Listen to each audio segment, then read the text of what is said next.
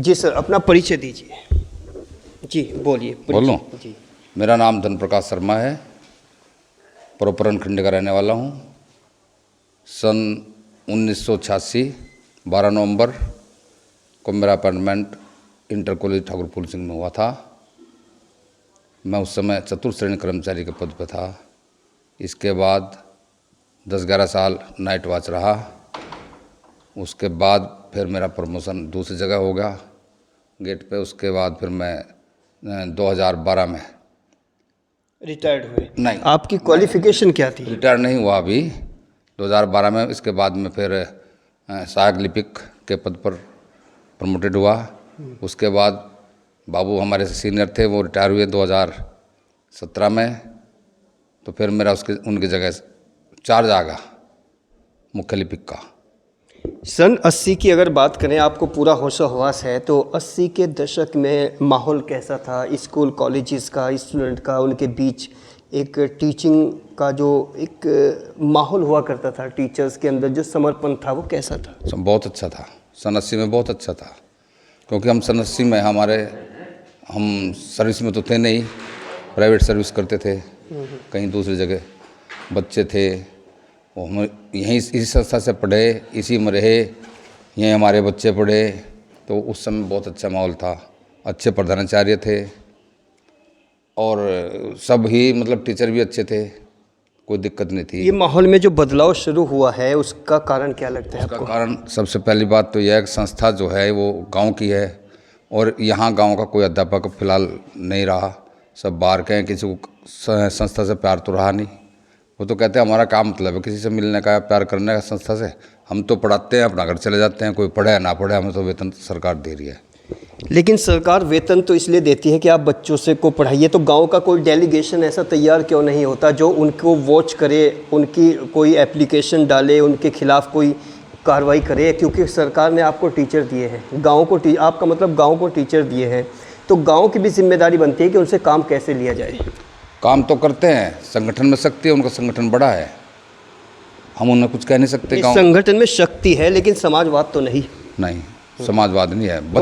बच्चे निकम्मे हैं, पढ़ते नहीं, आवारा हैं, लापरवाही है देहात के बच्चों में बहुत ज़्यादा। ये टीचर्स का जो संगठन है, ये कौन से सन से बना है? ये तो काफ़ी पुराना है, सन 75 से पहला है। नहीं, जो अभी टीचर्स बहुत स्ट्रांग बना है, ऑर्गेनाइज्ड होके। जब से मैनेजमेंट का दबाव कम हुआ, जब से प्रबंध समिति का दबाव कम हुआ, उसका कोई रोल नहीं रहा। केवल वेतन पे साइन होते हैं और कुछ नहीं है। इंक्रीमेंट नहीं किसी का रोक सकते, किसी का सिलेक्शन ग्रेड नहीं रोक सकते। तब से ज़्यादा वो हो गया इसमें। इस तरह के मुद्दे, चूँकि अभी इलेक्शन है, लोकसभा है, तो इस तरह के मुद्दे गांव वाले क्यों नहीं उठाते? चाहे वो मुख्यमंत्री आते हैं या कोई मंत्री आते हैं, तो उनके सामने ये समाजवाद, ये स्कूल को लेकर टीचर्स के रवैये बरताओ, तो वहाँ पर वो मुद्दे क्यों नहीं उठाने की कोशिश करते? उठाते हैं, ऐसी बात नहीं है। सुधार भी है थोड़ा थोड़ा, ऐसा नहीं है, लेकिन कुछ दिन के बाद फिर वैसे हो जाता है। देहात के स्कूलों में ज़्यादातर ऐसा ही है। इतना पढ़ा लिखा समाज नहीं है देहात में, हैं भी तो मतलब नहीं रखते इतना ज़्यादा। देहात का जो पढ़ा लिखा समाज है वो तो शहरों में शिफ्ट हो गया, उसको तो गांव से स्मेल आती है, गांव के लोगों से नफरत होती है। उसने शहर के लालाओं को अमीर किया है, उसने शहरों के लोगों को अमीर किया है। वो पढ़ा लिखा क्यों नहीं? वो तो बहुत पढ़ा लिखा है, लेकिन उसके अंदर जो एक चालाकी आई है, अपने गाँव को दरकिनार करने की जो फितरत है, ये ऐसे क्यों आई? बस ये तो क्या कहा जाए इसके बारे में, कुछ तो सोचिए आप, कुछ बताइए, क्योंकि आप एक एजुकेशनल इंस्टीट्यूशन। तो जाति बिरादरी का माहौल है हर जगह ऐसा ही। जैसे ये राजपूतों का बड़ा गांव है, तो यहाँ राजपूतों का ज़्यादा होल्ड है। दूसरी जाति के लोग चाहे पढ़े लिखे भी हों, कितने भी होशियार हो, वो कुछ कह नहीं सकते। इन बातों का बहुत फर्क पड़ता है। और ये लोग सब ऐसे ही हैं। यहाँ राजपूतों की संस्था है, अगर कोई पढ़ा लिखा भी है ज़्यादा, कुछ कहना भी चाहे तो बोल नहीं सकता। नहीं, आज की जो जनरेशन है वो तो इतनी एडवांस हो गई है, वो तो चाहती ही नहीं कि गांव के किसी सुधार की कोई बात हो।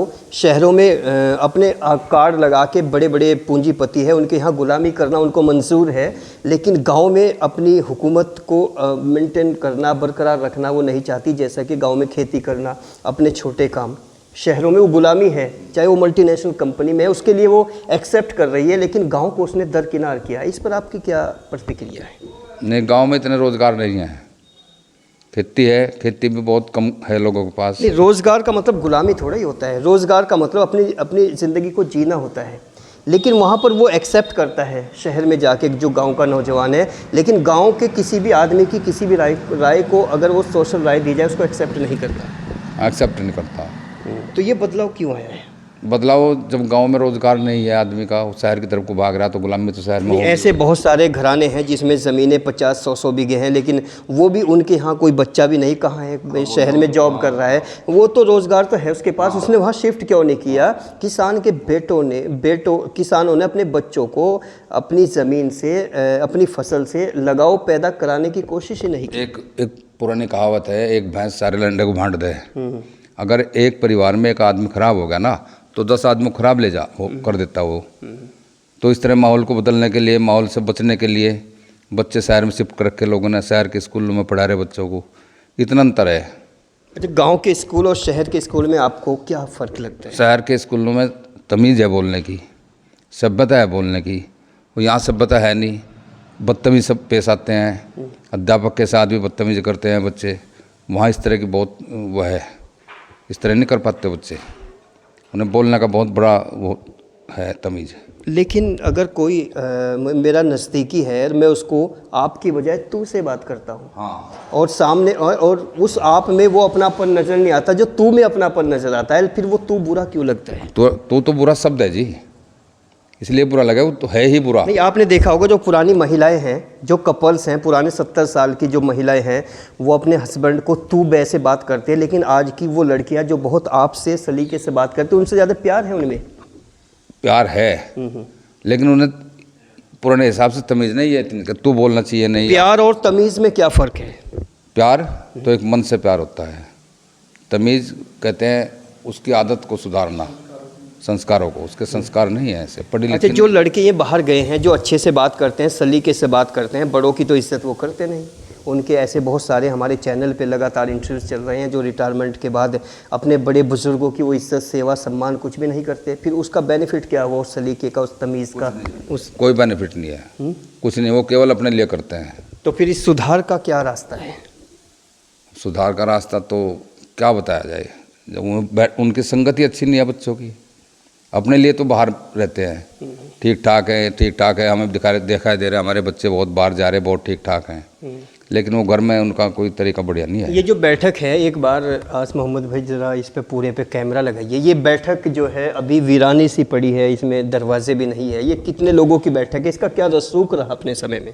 अपने समय में इसका रसूख तो ठीक रहा, लोग बाग इकट्ठे होते थे, बहुत परिवार था बड़ा। कुछ परिवार के बच्चे दूसरी जगह जाकर रहने शुरू कर दिया, शहरों में चले गए। कोई छुटमलपुर में है, कोई देहरादून में है, कोई सहारनपुर में है, सब इस तरह से चले गए। लेकिन इसको मेंटेन नहीं कर पाते, इसका मेंटेन नहीं करते। ये इकट्ठी परिवार की बैठकें सब ऐसी होती हैं, एक आदमी की चलती नहीं उसमें। जब चल रही थी तो यह पक्की बन गई थी, उसके बाद कोई सुनता नहीं, झाड़ू भी लगाने वाला नहीं, पढ़ने वाला भी नहीं। हम 2 आदमी यहाँ पढ़ते हैं। कभी कभी ये भी अपने भाई के पास पहुँच जाता, वहाँ जब रहे तो मैं अकेले रह जाऊँ पूरे सर्दियों में भी। तो इस तरक्की याफ्ता जनरेशन के लिए क्या संदेश है आपका? तो हमारे पास जो हमारे परिवार में है यहाँ कम है। एक परिवार में एक ही बच्चा रहता है यहाँ, बाकी उसके इधर उधर रहे, वो अकेला रहे, वो यहाँ बैठक में कैसा आ जाएगा? वो अपने घर को संभालेगा, घर में पड़ेगा, अपने घेर में या बैठक में पड़ेगा, कैसा आ जाएगा? परिवार कम है, इससे भी फर्क पड़ रहा। तो जनरेशन हमारे यहाँ ज़्यादा नहीं है, हमारी जनरेशन तो बहुत कम है। क्या संदेश है आपका जनखंडी गांव के लोगों के लिए स्पेशल, क्योंकि आप परमानेंट यहीं रहते हैं, यहीं पर आपने पढ़ाई की, यहीं पर आपने जॉब की? एक लाइन में क्या कहना चाहेंगे? एक लाइन में कहना चाहूँगा, सब लोग ठीक ठाक रहें, अपना अपना काम करें और सब सभ्यता से बात करें एक दूसरे के साथ में, तो कोई दिक्कत नहीं आती, सब ठीक ठाक हो जाए माहौल अपने आप ही।